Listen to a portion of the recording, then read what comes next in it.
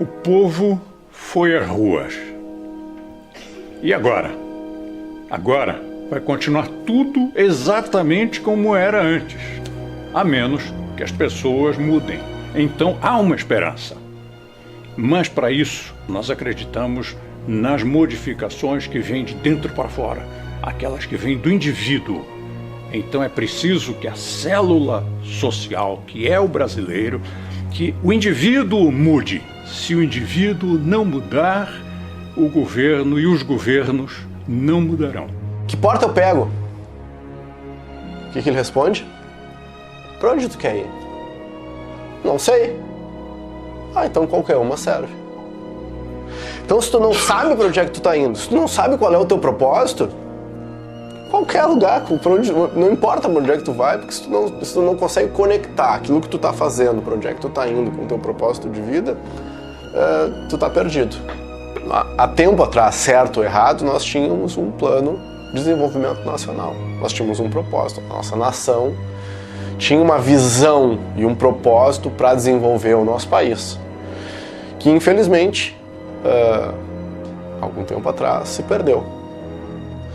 Vou dar o exemplo da Coreia do Sul. A Coreia do Sul, há 60 anos atrás, desenvolveu um plano de desenvolvimento nacional com o propósito de tornar a Coreia um lugar que tem inovação, desenvolvimento, riqueza. E entrou o governo, saiu o governo, entrou ditadura, saiu ditadura, entrou em guerra, saiu de guerra, o propósito e o plano que você continuou. Para que lado devemos ir? O que temos no mundo de mais eficiente?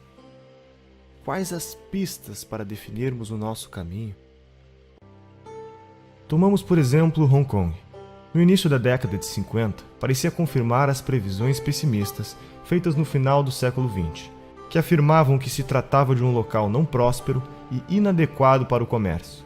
Quando o Sir John James, fiel discípulo de Adam Smith e economista da Escola de Manchester, definiu que Hong Kong deveria adotar os princípios do capitalismo, se recusando a impor qualquer tipo de tarifa de importação e sempre mantendo os impostos mais baixos possível, que criou as condições para o acelerado crescimento econômico vivenciado por Hong Kong. Entre 1961 e 2012, o PIB real per capita de Hong Kong cresceu 900% em apenas algumas décadas, deixando de ser uma favela a céu aberto e se tornando a economia mais livre do mundo. A sua população ganha 2,64 vezes mais do que a média mundial, tendo duplicado esse índice nos últimos 15 anos. As pessoas não fogem de Hong Kong, elas correm para Hong Kong. Ao final da Segunda Guerra Mundial, a população era de 750 mil pessoas, e hoje é quase 10 vezes maior, tendo 7,1 milhões de habitantes, com a segunda maior expectativa de vida do planeta. A mesma coisa ocorre com Singapura, que em 1965 era um país pobre e atrasado, com uma renda equivalente à da Angola, que se tornou o segundo país economicamente mais livre do mundo. O que Singapura fez para conseguir essa grande virada?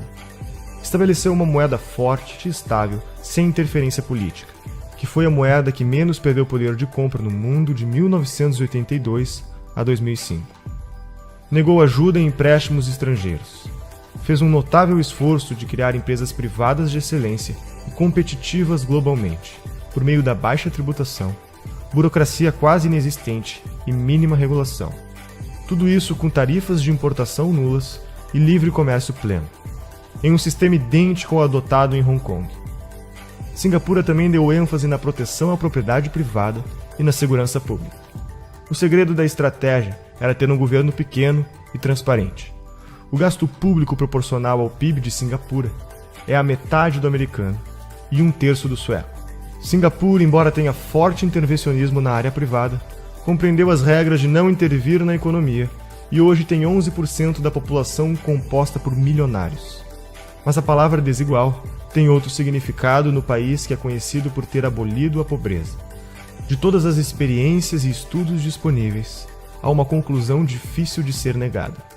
Por todo o mundo, vemos uma forte relação entre a liberdade econômica e a qualidade de vida da população. Pessoas nos países mais livres ganham em média 8 vezes mais que pessoas nos países menos livres. Os pobres ganham 10 vezes mais. A população nos países mais livres é mais feliz. Possuem seus direitos civis mais bem protegidos. e em média vivem 20 anos a mais. Os países mais livres também possuem menos corrupção, menor mortalidade infantil, menos trabalho infantil e menos desemprego. É inegável que, para nos preocuparmos com a melhoria de vida das pessoas, temos que nos preocupar com a liberdade econômica. O que liberdade econômica significa? Significa que a propriedade está protegida por leis imparciais, que você é livre para fazer o comércio com os outros pelo que você quer e precisa, sem intervenção do Estado.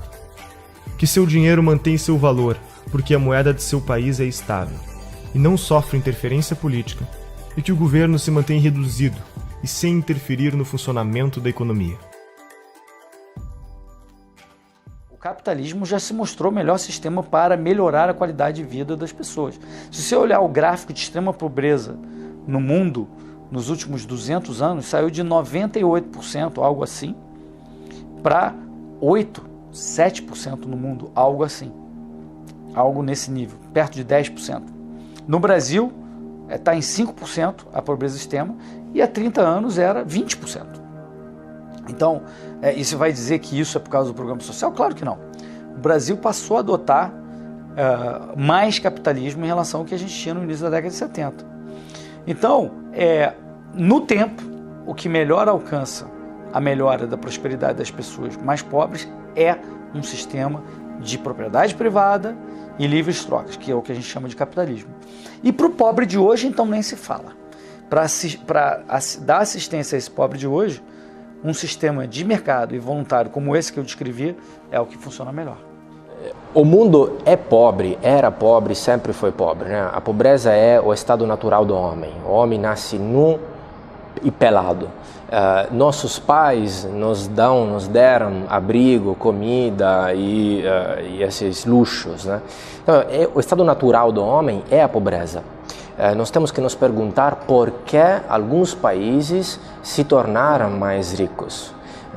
Quando Adam Smith escreve A Riqueza das Nações, uma investigação sobre, ele está se preocupando exatamente, quer investigar como alguns países, no caso, por exemplo, a Inglaterra, etc., se tornaram ricos, porque esta é a grande notícia da humanidade, do comércio, a economia, o capitalismo que gera riqueza. Então, na verdade, tem muito mais a estudar na riqueza que na pobreza. Os pobres, por exemplo, individualmente, eles querem estudar, entender e imitar os ricos, as empresas ricas, os casos de sucesso.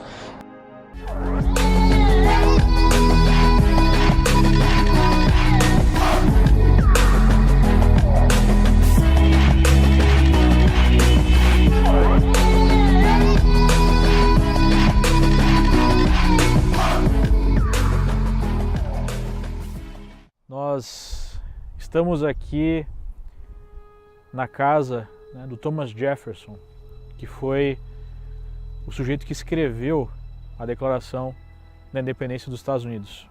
Talvez um dos textos mais lindos, né, da história mundial, da história política com certeza, onde nós podemos observar todos os valores que nós estamos precisando de maneira tão urgente no Brasil. O que mais me chama a atenção, que eu queria comentar com vocês, né, que estão assistindo, é o esmero. Claro que não é todo os Estados Unidos que é assim, nem mesmo toda a Flórida, mas particularmente em Weston, e é muito replicável país afora, o esmero, o cuidado com os detalhes. Não há poluição visual, o cuidado com o jardim, a forma que as coisas são tratadas, quer dizer, isso está refletindo, está retratando de certa forma o quê? A preocupação que o americano tem com o entorno, que é o espírito cívico. Os Estados Unidos fizeram quando implantaram a nação deles, quando houve aquela discussão grande na Pensilvânia, na Filadélfia, sobre a Assembleia Constitucional Americana, que no início era para simplesmente emendar os artigos da Confederação dos Estados, mas virou uma Assembleia Constituinte, eles chegaram à seguinte conclusão, na minha opinião, genial para fazendeiros e profissionais liberais quase que isolados do mundo.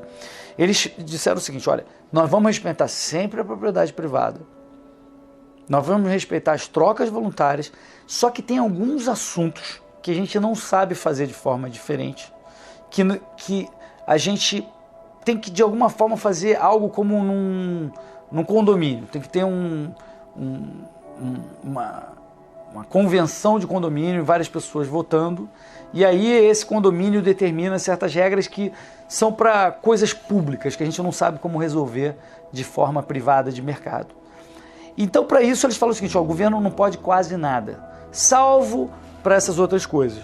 E aí eles implementaram uma democracia para essas outras coisas. Então, demis, na definição grega, tem várias conotações. Uma delas é povo, sem dúvida, mas tem outras conotações, que é povoado, comunidade e distrito. Então, a democracia que Clístenes impôs na Grécia naquele momento, ou criou na Grécia naquele momento, era um governo distrital. Essa é a definição real da democracia. Não era um intento do povo mandando, não era essa a ideia. A ideia era governo distrital, ou seja, no distrito você tem um representante, aquele representante é um representante legítimo, porque ele mora naquele distrito. Qual que é a ideia aqui? Fragmentação do poder da aristocracia.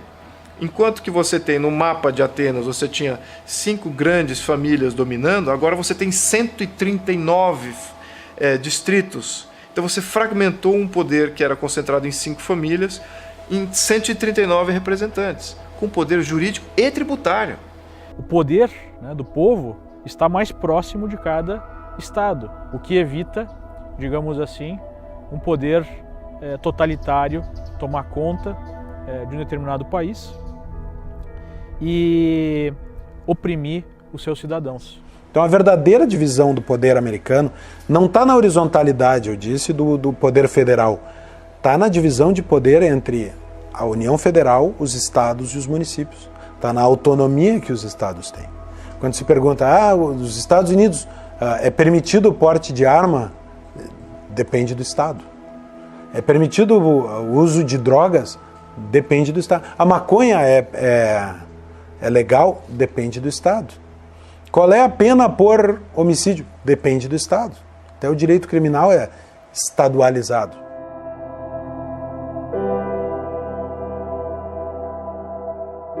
Basicamente, todo o sistema financeiro, até mesmo partindo da própria moeda, né, o valor da moeda, é baseado na confiança. Então, o nível de confiança que existe na sociedade, a certeza de que regras estabelecidas serão cumpridas, é o que facilita a negociação entre as pessoas, né? Eu só acredito que eu posso fazer um negócio e receber um pedaço de papel, porque nesse pedaço de papel está escrito que as instituições daquele país garantem o valor daquele pedaço de papel. Eu terei maior liberdade, maior confiança de fazer um negócio com uma contraparte, obviamente que, número 1, se eu tiver pessoas educadas e pessoas que cumpram, né, com a sua palavra, digamos assim, mas que eu tenha certeza que, se isso não acontecer, as instituições daquele país vão fazer com que aquilo que foi combinado seja cumprido. Essa é a base, né, da criação de riqueza e digamos assim, o tabuleiro onde o jogo do livre mercado vai funcionar. Se esse tabuleiro for mal formulado, o livre mercado sempre vai funcionar de maneira parcial, porque ele sempre vai ter muitos obstáculos, né? E é exatamente o que a gente observa no país. Então, onde é que a gente observa isso no dia a dia aqui nos Estados Unidos? Eu não preciso reconhecer firma de um contrato, eu faço uma assinatura e aquele contrato está valendo. Eu não preciso burocratizar excessivamente, porque se leva em consideração que as partes estão de boa fé. Só que o que acontece?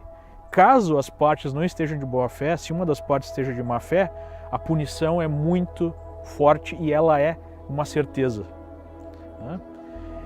Isso gera uma situação onde, na esmagadora maioria dos casos, de fato aquilo que foi combinado é cumprido, porque se não for cumprido, a punição é muito grande, né? No Brasil é exatamente o contrário. Como se sabe que a punição vai ser muito difícil, vai ser quase impossível na maior parte dos casos, especialmente no mercado, né, no livre mercado, enfim, entre as empresas, nas negociações, é muito difícil executar um contrato no Brasil. Se cria toda uma burocracia para tentar evitar que se chegue a um problema. E isso emperra todas as fases da criação da riqueza. O cidadão, o indivíduo que quer empreender, que quer abrir seu próprio negócio, poxa, não pode levar 4 meses para botar a papelada em dia, pagar quase R$1.000, os custos que tem para sair da informalidade. Nós vamos continuar com as mesmas deficiências se não começarmos resolvendo o problema por aí.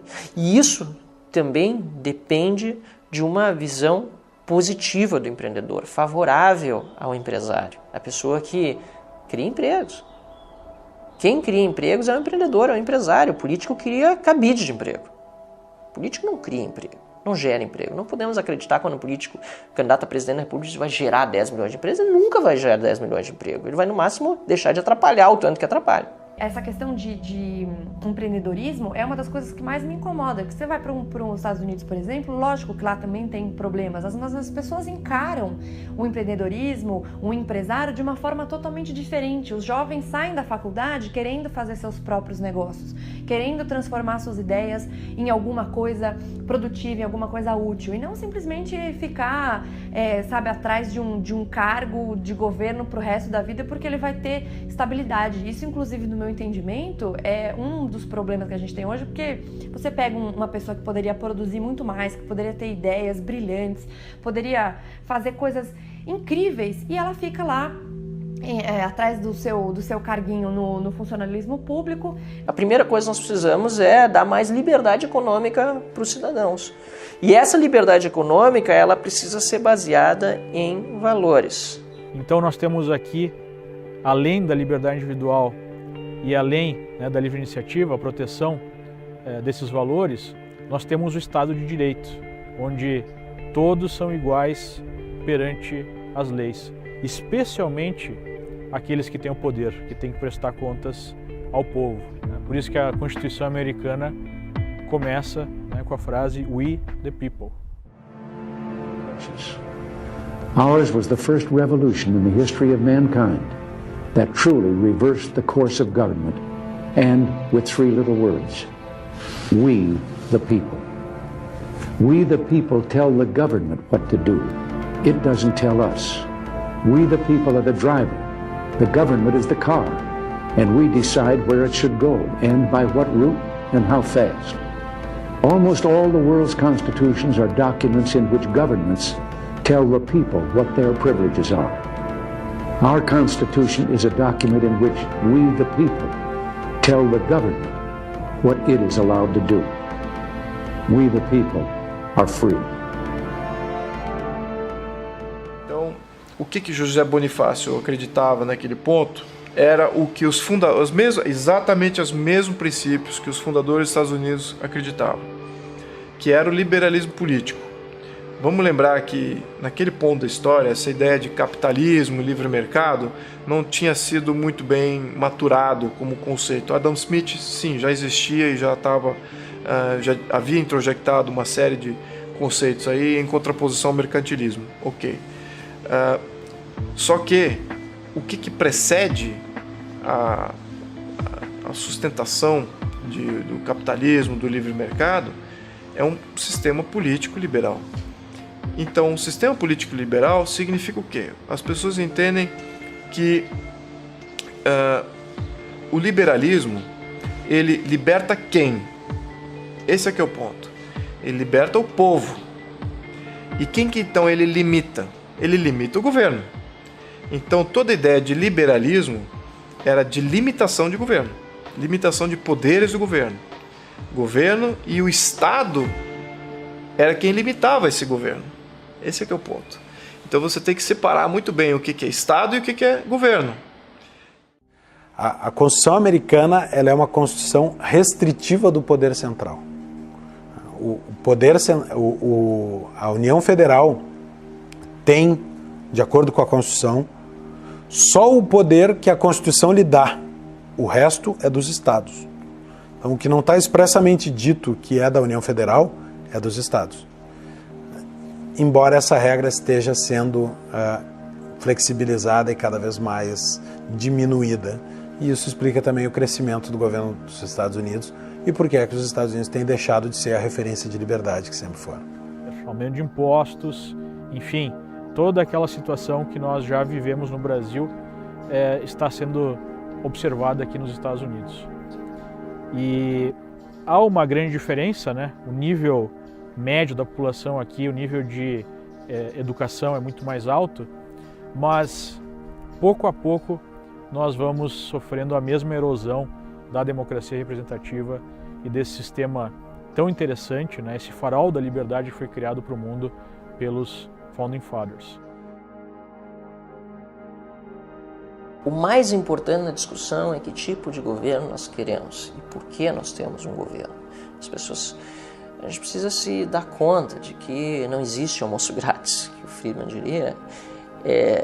Não existe da mesma forma ganho de liberdade com um governo maior. Pelo contrário, aumentando o governo, pedindo mais governo, nós vamos perder em liberdade. Nós vamos aumentar a burocracia, nós vamos ter mais problemas para criar riqueza. Não podemos cair na conversa de políticos de que haverá distribuição de renda se é prejudicado quem cria riqueza. Só olha o Uber. A gente tinha esse sistema do táxi que todo mundo pensava, bom, mas poxa, como é que a gente vai fazer transporte sem uma coisa centralizada e tal, e tem que ser protegido, porque e daí qualquer pessoa vai poder pegar uma carona? Isso não vai funcionar nunca. E daí vem um aplicativo simples, uma ideia simples que se dissemina, emprega milhares de pessoas, facilita o transporte com um monte de gente, baixa custos, aumenta a segurança, porque agora você pode pegar um transporte mais seguro ao invés de ficar no transporte coletivo, para quem pode pagar. Muda todo o mercado, revoluciona a coisa e obviamente também incomoda todas as estruturas de poder, esse status quo que já existia dessas grandes indústrias, do táxi, do aluguel, tudo mais, os políticos que estavam associados. E a gente consegue fazer esse contraste entre esse sistema que hoje a gente olha como já uma coisa meio até velha, que é os táxis, e ver o sistema do Uber, que é uma mudança tão grande, que é simplesmente liberalismo econômico. O empreendedorismo é uma vocação, não é simplesmente uma busca do lucro, não é simplesmente ganhar dinheiro por ganhar dinheiro, amor a... Não. Pelo contrário, as pessoas quando dizem que o Bill Gates é um milionário e aí muitas vezes falam, não, mas ele faz muita caridade, tentam, né, por esse lado demonstrar que ele tem coração também, e realmente tem, pelos projetos sociais fantásticos, vários deles que ele desempenha, que ele desenvolve na África, por exemplo. Mas não é só isso, as pessoas têm que ter noção que os bilhões de dólares que ele tem não estão numa conta bancária. Onde é que estão os bilhões de dólares do Bill Gates? Alguma parte realmente ele tem no banco, mas outra grande parte está em patrimônio, está em ações, está em várias atividades empresariais, empreendedoras que ele tem e que estão a serviço das pessoas. As propriedades dele cumprem uma função social inerente à atividade do empreendedor. Aquilo que diz a Constituição sobre a função social da propriedade, que muitos de nós combatemos, porque de fato é utilizado nas cortes muitas vezes para desapropriar áreas de terra para supostamente fazer reforma agrária. A gente sabe que muitas vezes não dá certo, inclusive porque muitos depois revendem essas áreas, fazem justamente aquilo que não deveriam fazer. Mas se nós formos olhar ao pé da letra o que quer dizer função social da propriedade, não está errada a Constituição, porque toda propriedade já cumpre sua função social. Porque a minha propriedade cumpre uma função social, sobretudo se eu sou empreendedor, de deixá-la à disposição do meu próximo, de outros indivíduos. Sou a favor de um Estado enxuto, tanto na economia como na repressão, e penso que mesmo aqueles que são tomados como capitalistas no Brasil, na verdade não são capitalistas porque eles vivem muito do dinheiro público. Então você vê os grandes empresários adoram um financiamento do BNDES, né? Você vê pesquisadores que muitas vezes se apresentam como de direita, mas têm bolsas de órgãos públicos. Então eu acho que essa mentalidade tão dependente do Estado, ela precisa ser revista. Até para que nós tenhamos uma verdadeira livre concorrência. No Brasil hoje não tem livre concorrência, porque não dá para você concorrer livremente com um concorrente que tem algum tipo de isenção de impostos quando você não tem, né? Ou com um concorrente que tem dinheiro do BNDES quando você não tem. E muitas vezes essas pessoas se apresentam como capitalistas, como defensoras da iniciativa privada. Desculpa, iniciativa privada é risco. Então eu sou favorável àqueles que tomam risco. Né? Toma risco. Vai ganhar dinheiro, vai produzir riqueza para o país, vai dar emprego, vai recolher tributo no risco. Porque se ele tem financiamento público, ele já não tem mais o meu, digamos assim, a minha admiração.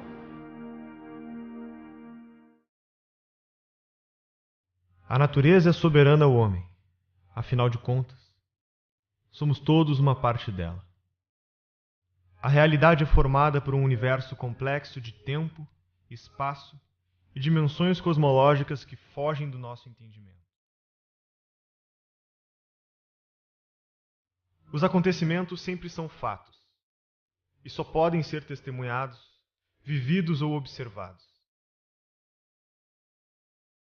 As nossas interpretações podem ou não terem a ver com eles.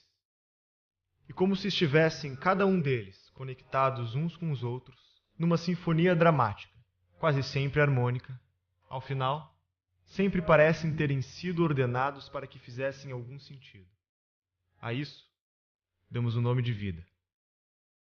Essa é uma ordem que não nos é dada a opção de escolha. Como seres conscientes, temos, além da nossa capacidade de interagir, experimentar e protagonizar a vida, também a opção de entendê-la. O peso da tradição do que os sábios do passado obtiveram e que nos foi legado.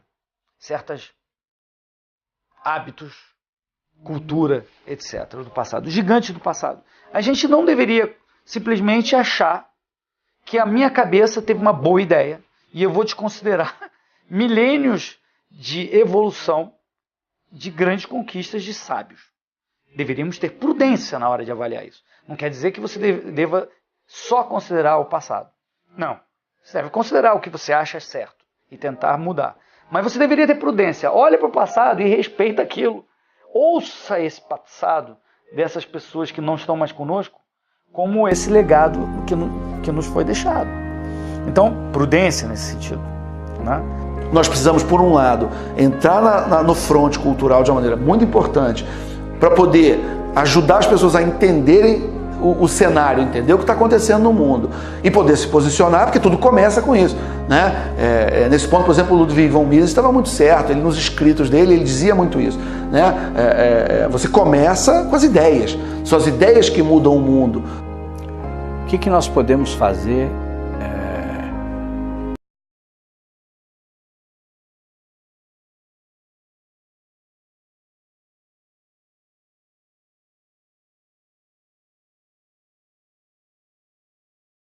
nós recuperarmos o amor pela literatura?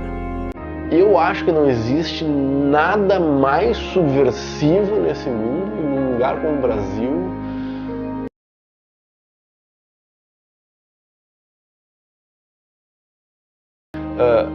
Educar para expandir a consciência, educar para ter conhecimento, educar para ter autocrítica e crítica do mundo à volta, para tomar as próprias decisões. Um povo com cultura e com educação, cara, não é levado adiante por ninguém. Primeiro, preparem-se intelectualmente, estudem. Né? Você tem hoje na internet uma série de conteúdos e cursos online. Óbvio, principalmente o Olavo de Carvalho, que tem um trabalho absolutamente fundamental e indispensável em relação à difusão de ideias. E além dele, você tem outros que também são importantes, aí, gerando conteúdo, gerando informação. Você já tem hoje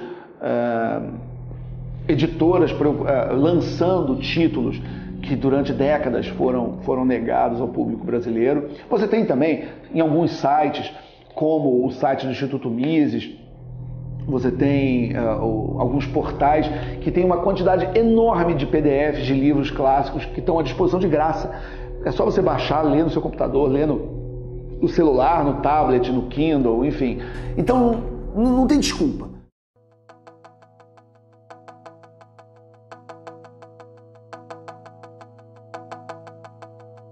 ele torna obrigatória a fixação em todas as salas de aula do ensino fundamental e do ensino médio de um cartaz com os deveres do professor. Os deveres do professor já existem, eles decorrem da Constituição Federal e da Convenção Americana sobre Direitos Humanos. O primeiro dever do professor estabelece que o professor não se aproveitará da audiência cativa dos alunos, ou seja, da presença obrigatória dos alunos em sala de aula, para promover as suas próprias preferências, as suas próprias opiniões políticas, ideológicas, religiosas e partidárias. O professor já não tem esse direito. Este dever, o dever de se abster dessas práticas, já existe. Ele decorre da liberdade de consciência e de crença dos estudantes, que está prevista na Constituição Federal. O segundo dever do professor estabelece que o professor não favorecerá, não prejudicará ou constrangerá os seus alunos em razão das suas convicções políticas, ideológicas, morais ou religiosas, ou da falta delas. O terceiro dever do professor estabelece que o professor não fará propaganda político-partidária em sala de aula, nem incitará seus alunos a participar de manifestações, atos públicos e passeatas. O professor não pode agir em sala de aula como um militante. Ele é um servidor público, ele é um agente do Estado. E o Estado, de acordo com a Constituição Federal, o Estado brasileiro, ele é politicamente neutro. Existe a Constituição, prevê o princípio da neutralidade política, ideológica e religiosa do Estado. O quarto dever do professor prevê que, ao tratar de questões políticas, socioculturais e econômicas, o professor apresentará aos alunos de forma justa, isto é, com a mesma profundidade e seriedade, as principais versões, teorias, opiniões e perspectivas concorrentes a respeito da matéria. O professor já tem esse dever. Ele decorre do pluralismo de ideias, que está previsto na Constituição, e da liberdade de aprender do estudante, que também está prevista no artigo 206 da Constituição. O quinto dever do professor prevê que o professor respeitará o direito dos pais dos alunos a que seus filhos recebam a educação religiosa e moral que esteja de acordo com as suas próprias convicções. Esse dever está previsto quase que com essas mesmas palavras na Convenção Americana sobre Direitos Humanos. É um direito humano dos pais, previsto num tratado internacional assinado pelo Brasil e reconhecido pelo Supremo, que os pais têm direito sobre a educação religiosa e moral dos seus filhos. Nenhum professor pode reivindicar o direito de transmitir aos filhos dos outros os seus próprios valores e as suas próprias crenças religiosas e morais. Enfim, basicamente é isso. E o sexto dever do professor diz que o professor, como sendo ele uma autoridade dentro da sala de aula, ele está obrigado a impedir que aqueles direitos que decorrem desses deveres, os 5 deveres que eu acabei de enumerar, sejam violados pela ação de terceiros ou também de alunos dentro da sala de aula. O ensino obrigatório é que é uma enorme intervenção estatal na vida dos indivíduos e das famílias.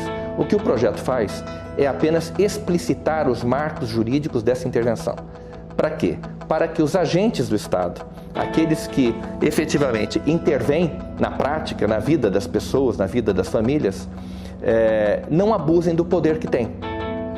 Então, ao contrário do que se diz, o nosso projeto não é uma intervenção estatal na vida privada. Ele apenas limita ou explicita os limites da intervenção estatal na educação obrigatória, no ensino obrigatório, sobre a vida das famílias e dos indivíduos.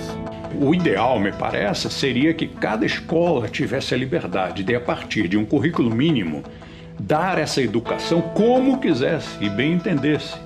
Porque aí não só você está respeitando a liberdade individual, como você está respeitando a pluralidade de recursos na educação. E aqueles recursos que fossem melhores, ao longo dos anos iriam se impor como uma universidade que tivesse melhores resultados. Imagine se uma faculdade, uma universidade no Brasil começasse a produzir prêmios Nobel. É claro que as outras universidades e o povo em geral, todos respeitassem essa instituição de ensino como sendo competente. A mídia do Brasil já se descredenciou completamente. Eu acho que é difícil você pegar, difícil você pegar qualquer jornal do Brasil e você tentar dizer que aquilo é verdade por qualquer lado. Tanto para o lado que é o lado da defesa lá da esquerda, não acredita na mídia, na Globo, por exemplo, ou no UOL, ou no Folha, não acreditam. Nós também não acreditamos, muito menos ainda, né? Nós sabemos que aquilo tem gente que é aparelhada. Então a mídia caiu em descrédito. Então talvez seja um começo. Agora precisamos ter uma mídia em que uma base seja, ok, isso aqui é verdade, isso aqui é um fato, que seja um fato de verdade, não seja uma postulação militante. Então, eventualmente, nós vamos chegar numa mídia livre. A população em geral vê essa uniformidade do jornalismo, do que está sendo divulgado, e ao que ela recorre? Ela recorre a única fonte de informação que ainda é de fato livre, que é a internet. É a única onde todos temos, dependendo apenas da nossa forma de expor o conteúdo que nós produzimos, equalizar e repercutir da mesma forma que um grande veículo de comunicação hoje repercute. Graças ao invento de smartphones, de telefones como esse aqui, e do acesso à informação por meio de sites, de blogs, tu tem uma concorrência sendo criada. Hoje, um canal de Facebook ou um canal no YouTube pode gerar tanta repercussão quanto um jornal em horário nobre. Não precisa mais ouvir calado o que um jornal publica e mente sobre um assunto. Você pode contraditá-lo e inclusive repercutir muito mais do que ele numa resposta, que até pouco tempo atrás dependia exatamente da benemerência desses próprios veículos de comunicação em publicar. Isso não acontece mais hoje. Hoje as pessoas têm a liberdade, por meio da internet, de expressar visões distintas, de criticar, de fazer o Media Watch. O que é o Media Watch? É um veículo fiscalizando a informação do outro. É um veículo contraditando o outro. É um veículo complementando a informação do outro. Ou oxigenando as informações que são veiculadas.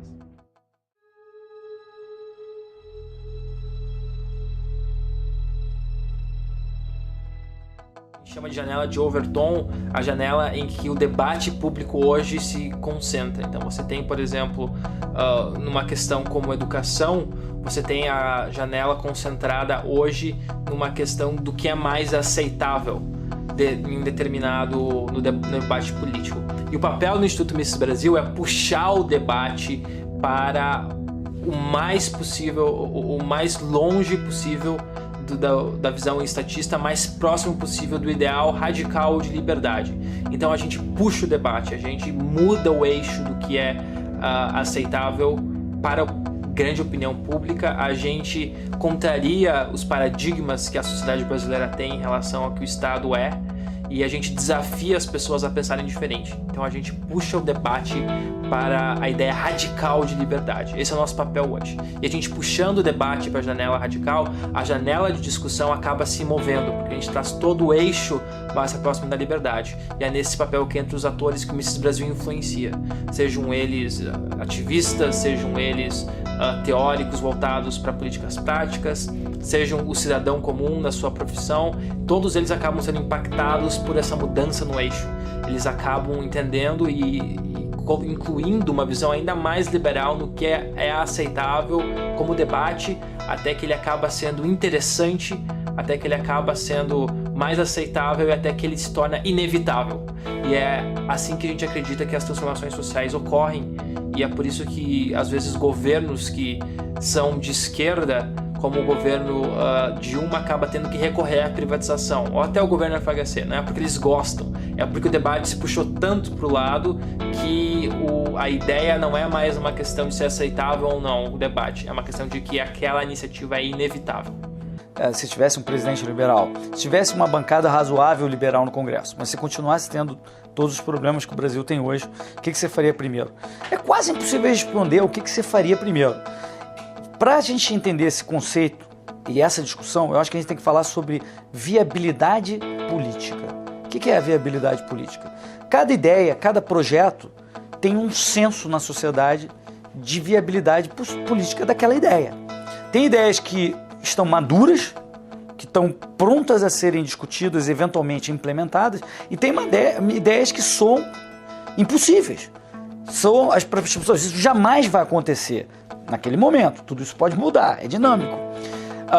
Os liberais deveriam estar focados naquelas ideias que estão já com possibilidade de viabilidade política próxima e tentar empurrar aquelas ideias, né? Aquelas que estão, não centralmente, não o Hélio decidindo, mas se a gente tem a tal bancada liberal tentando isso e várias pessoas tentando isso, liberais, elas próprias vão ficar testando esses limites para verificar qual é a viabilidade política daquelas ideias e tentar aprová-las. Então, eu acho que isso vai acontecer naturalmente quando você tiver essa tal bancada liberal no Congresso. Todos vão ficar tentando aprovar. Você vê o que está acontecendo hoje. Por exemplo, o Paulo Eduardo Martins é um dos grandes defensores do fim da contribuição sindical. Isso já é algo que no Brasil de hoje já tem uma viabilidade política. Se eu falar sobre acabar o Banco Central, algo parecido, não vai ter nenhuma viabilidade política hoje.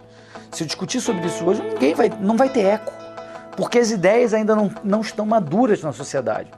Já o fim da contribuição social parece estar maduro, mas precisou o Paulo Eduardo e outros deputados, mas o Paulo Eduardo Martins, que é liberal, empurrar isso, discutir isso, tentar passar. Eu estou trabalhando no Estado, para o Estado, vamos dizer assim, mas eu estou sendo coerente com as minhas teses, com as teses liberais. Minha proposta o tempo inteiro, todos os dias aqui, em algum momento eu falo em redução do Estado, eu evito a ampliação do Estado, voto contra. Então é alguém com esse discurso, vamos dizer, entre aspas, um infiltrado, trabalhando dentro da máquina para reduzir o mal que a própria máquina causa. Não há conflito nenhum e as pessoas entendem isso. Nós estamos vivendo a história. Fizemos, como disse, grandes coisas pelo Brasil, mas precisamos urgentemente de uma reforma institucional para eliminarmos alguns excessos do gigantismo estatal. Então aí você tem 3 pilares que constroem esse Estado liberal. A primeira é um Estado de direito, com limites de poderes, freios e contrapesos entre diversos poderes. Os poderes têm que ser completamente fragmentados e o povo tem que ter uma inflexão em cima de todos esses poderes. Na minha opinião, o sistema político que funciona melhor é aquele em que a propriedade privada é sempre, em todos os momentos, respeitada em todos os aspectos. Se você tem isso, e você então respeita as trocas voluntárias, você tem o melhor sistema político possível, na minha opinião. Nós temos que ter uma fidelidade partidária. Nós não podemos ter mais, nós não temos 35 partidos, 28 representados, nós não temos 35 ideologias, programas de governo. Quem conhece a história dos partidos, a evolução, como surgiram os partidos ideológicos e programáticos, que é o sistema que nós temos aqui, quem conhece isso, ele vai verificar que deve haver uma fidelidade partidária, que foi formando grupos naturalmente que se chegou a esse tipo. E na nossa eleição é proporcional. Nós votamos no partido. Então tem que ter uma fidelidade partidária. Ele não pode romper com essa fidelidade partidária. Tem que haver disciplina partidária, programas, ideologias. E nós não temos tantas assim. Isso vai levar até uma redução dos partidos. No meu entender, o financiamento público, novamente os partidos, os caciques dos partidos, eles recebem o dinheiro sem muito esforço. No financiamento privado existe aquela possibilidade de, eu dou, mas quero alguma coisa em troca, para financiar as campanhas. Então o que acontece? Eu acho que temos que procurar o mais razoável. Empresa não vota. Nós deveríamos procurar o voto da pessoa física. Então eles querem procurar recursos das pessoas físicas. Mesmo assim, das pessoas físicas com controle, fiscalização, limites e punições. Se nós tivéssemos um padrão de república federativa com modelo de tributação, ou com modelo de distribuição dos recursos, respeitando o tamanho, por exemplo, de estados e municípios, sem uma concentração tão imensa da União, nós não teríamos, em tese, o Ministério das Cidades com a função que tem hoje.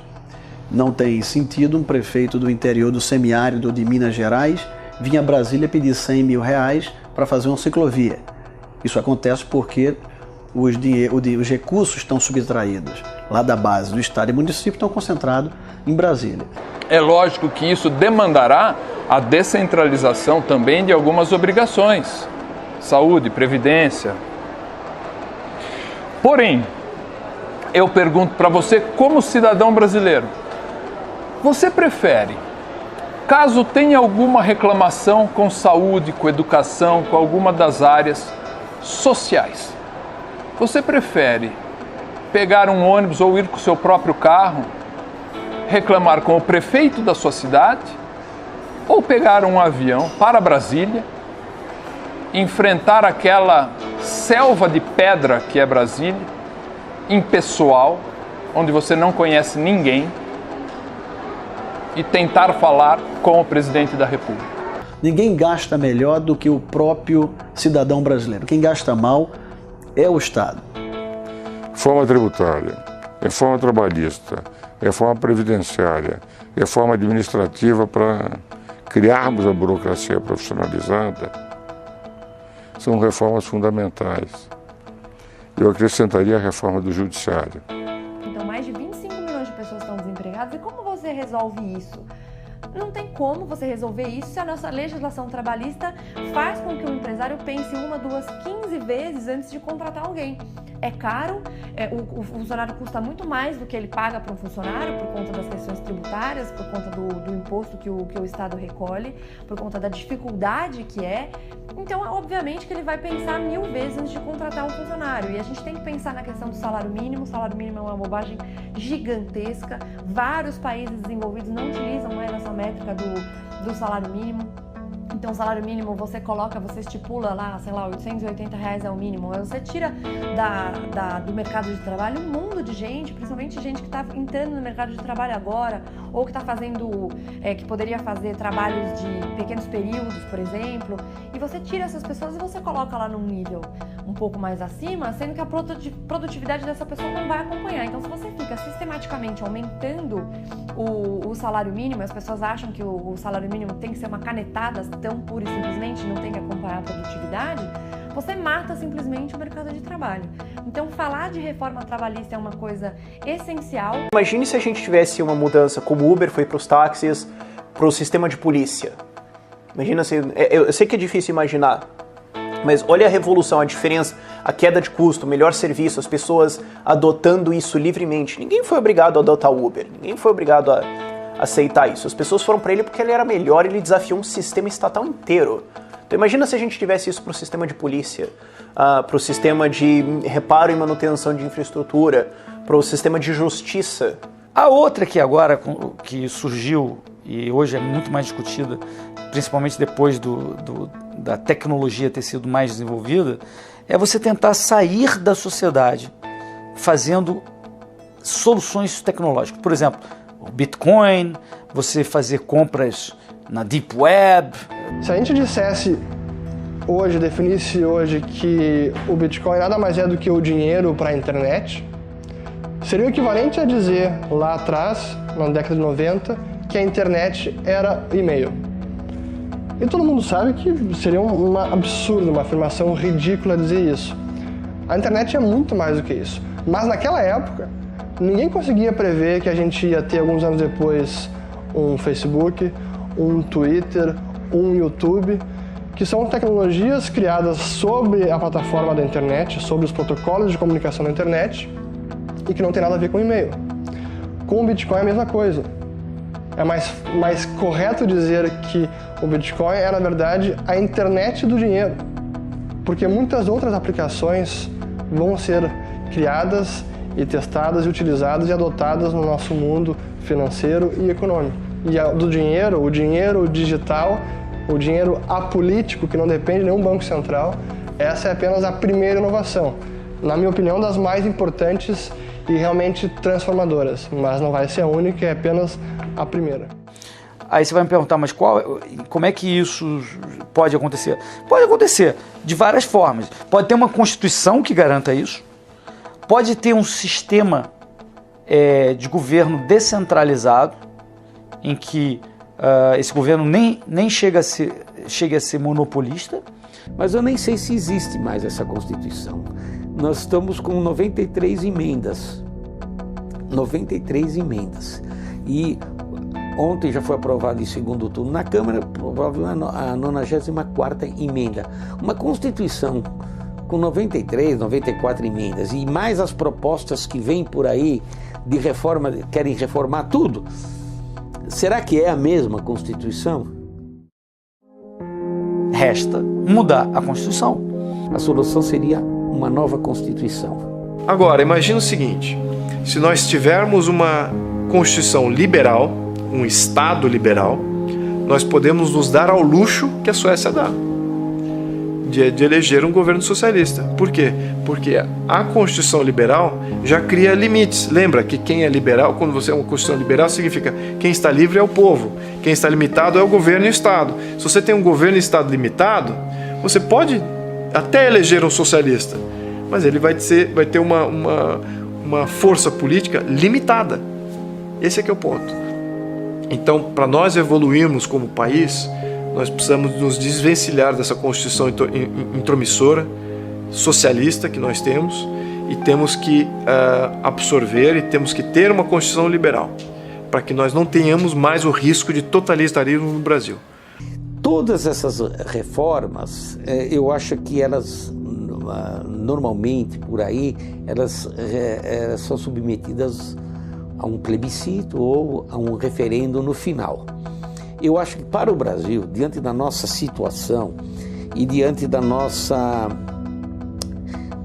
classe política, eu acho que nós devemos ter um plebiscito e um referendo. Como? O plebiscito, o povo vai aprovar, né? Por exemplo, o sistema de governo. E depois um referendo para aprovar esse sistema já acabado. O número 1 é você fazer com que todos os movimentos políticos concordem, que é isso que precisamos. Temos que ter um objetivo comum e diferentes agentes trabalhando de diferentes maneiras para atingir esse objetivo comum, da maneira que de bem couber e de uma maneira fluida. Às vezes um flanco tem avanços, o outro tem retrocessos, o outro braço tem um avanço. Então, diferentes agentes políticos, da sociedade civil, agentes econômicos, têm que estar trabalhando para a criação do Estado ideal. A pressão única tem que ser em torno desse objetivo. Cabe a nós definir bem esses detalhes, né? Então, eu diria que, então, como chegar ao Estado liberal, a primeira etapa é todos concordarem no objetivo. Ponto. O brasileiro percebeu que ele tem força, né? Que na verdade os políticos, eles estão lá para nos servirem, eles são nossos servidores, eles têm que prestar satisfações, eles têm que dar satisfações. Nós também temos que fazer a nossa parte. Eu acho que o legado que fica é de um povo que não se acomoda. Vai fazer batalha na sua área, né? Na sua área profissional, dentro da sua experiência profissional no consultório, dentro da sua formação profissional. Isso vale para qualquer coisa. Se você é professor, vai lutar na área de educação. Se você é médico, vai lutar na medicina. Cadê você, advogado de direita? Cadê você, advogado conservador liberal, fazendo a batalha na OAB, fazendo a batalha nas associações profissionais, nos sindicatos? Né? Se você é economista, cadê você batalhando especificamente na economia? Civil judicial, vou dizer, é uma coisa básica. Isso é que nem a questão de assegurar sua própria subsistência, sua própria sobrevivência. Quer dizer, a justiça não vai fazer justiça. A justiça é um meio de você fazer justiça quando pode. Tem que lutar por ela. O terreno da luta é muito o terreno jurídico, judicial. É uma batalha que a gente tem que travar no judiciário também. A gente precisa se engajar, ocupar espaço onde quer que esteja, no seu bairro, na escola do seu filho, acompanhar o que está acontecendo. A gente precisa estar presente na sociedade, arregaçar as mangas e trabalhar. Não dá mais para só viver a vida em paz, só tocar, né, sua vida social, familiar. Tem que se engajar politicamente, porque se a gente não faz isso, a gente não muda. Eu tenho uma frase que é o seguinte, ó: a política é como uma TV sem controle remoto. Se você não se levanta, você vai assistir o que não quer. O Brasil vai ser um país espetacular, vai ser um país riquíssimo, uma classe média pujante, uma classe média rica, capaz de ter uma qualidade de vida e uma abrangência e uma influência mundial. Fazer o novo. Então, se nós estamos empreendendo agora, exemplo da Brasil Paralelo, temos que pensar muito grande. Esse novo momento político brasileiro da comunicação por meio das redes sociais que permitiu que tantas pessoas se manifestassem, fossem às ruas e agora continuem se manifestando em uma espécie de Brasil paralelo. Eles vão acabar percebendo, né? Errar é humano, tá? Vocês podem vir da esquerda para a liberdade, não tem problema. A gente vai receber de braço aberto. Jornalista, evidentemente. Por que você não está fazendo batalha dentro das redações? Se você é um artista, dentro das artes, se você escreve roteiro para cinema, para minissérie, né? Onde está você na batalha cultural? Então, se você não quer participar da batalha cultural, mas você entende a importância dela, você entende o tamanho dos problemas que o Brasil e o mundo e o Ocidente estão passando nesse momento, que é um momento complicado da história, e você tem algum recurso financeiro que você possa ajudar, ajude, bota a mão no bolso. Hoje nós precisamos de investidores, nós precisamos de gente que apoie blogs, que apoie cursos, que apoie think tanks, que apoie institutos, o nascimento de canais de televisão. Então eu quero um país com pessoas de almas e mentes livres, né, que possam dizer o que elas realmente acreditam, o que elas realmente sentem, sem medo do patrulhamento, né, sem medo de serem estigmatizadas. Eu acho que, além de um país transparente, né, que é o que a gente luta muito por isso também, eu acho que essa liberdade de pensamento, de manifestação, para mim é algo muito caro. Então, se eu puder ser lembrada como alguém que lutou por isso, eu já vou estar muito feliz. Se não agora, quando? Brasil Paralelo responde essa pergunta. É agora.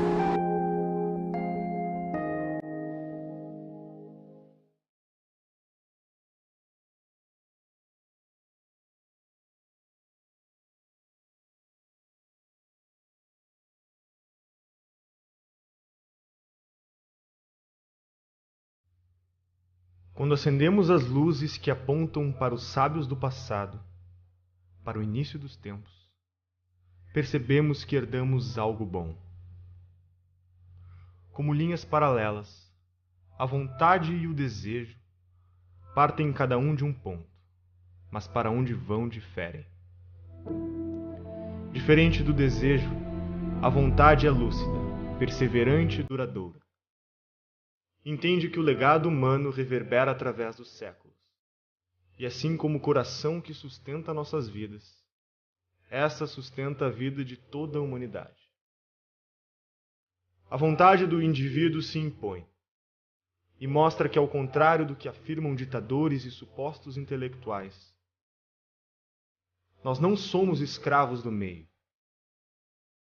A vida pode nos desgastar ou nos afiar, mas isso depende do aço de que somos feitos.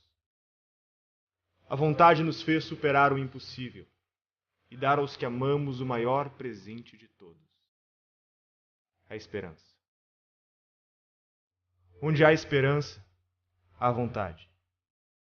E onde há vontade, há um caminho.